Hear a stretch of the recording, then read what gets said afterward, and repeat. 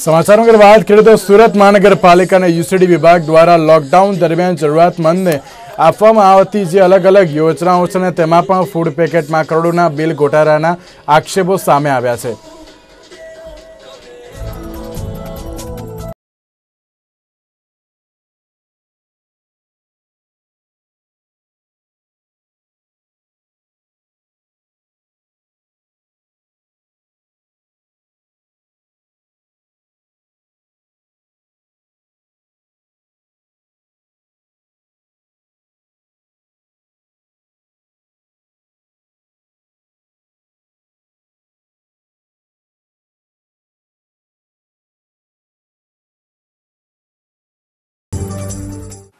दर्शक मित्रों, लॉकडाउन दरमियान सूरत महानगरपालिका द्वारा श्रमिको, गरीबो અને જરૂરતમંદોને ફૂડ પેકેટ આપવામાં આવ્યા હતા, પણ તેના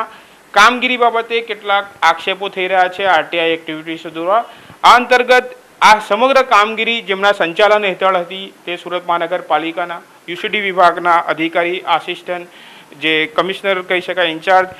ગાયત્રીબેન જરીવાલા આપણી સાથે ઉપસ્થિત છે અને આ તમામ વાતોનો આપણો ખુલાસો માંગી લઈએ। ગાયત્રીબેન, સૌપ્રથમ જે આક્ષેપો થઈ રહ્યા છે તે વિશે શું કહેશો?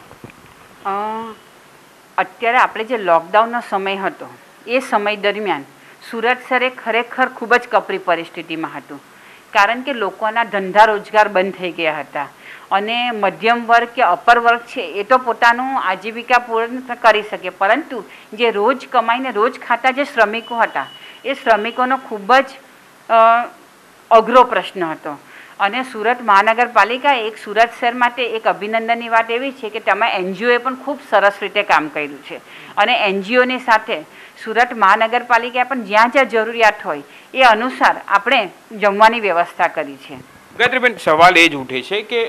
એનજીઓ કે જે સ્વયંસેવી સંસ્થાઓ છે પોતાના ખર્ચે ફૂડ પ્રોવાઈડ કરી રહી હતી દરેક જગ્યાએ, બરાબર, જેને કોઈ ચાર્જ નથી વસૂલ્યો, ફી નથી વસૂલી,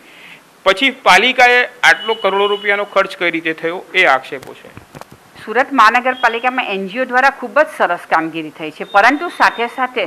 દરેક વિસ્તારમાંથી અલગ અલગ ફરિયાદો મળે છે અને જ્યારે ખૂબ જ મોટું મેનેજમેન્ટ હોય, જ્યારે 10 લાખથી વધારે શ્રમિકો અત્યારે ધંધા રોજગાર વગરના હોય ત્યારે ફક્ત એક જ સંસ્થા કે કોઈ એક જણ કરે ને તો નહીં કરી શકાય। એને માટે તમામ વહીવટી પાંખ અને એનજીઓ તમામે સાથે મળીને વિરોધ કર્યું છે અને આપણું એક જ ધ્યેય હતું કે કોઈ પણ વ્યક્તિ રાત્રે ભૂખ્યો નહીં સૂવો જોઈએ અને બધાએ હાથથી હાથ મિલાવીને આપણે આ તમામને ભોજન પૂરું પાડ્યું છે। એટલે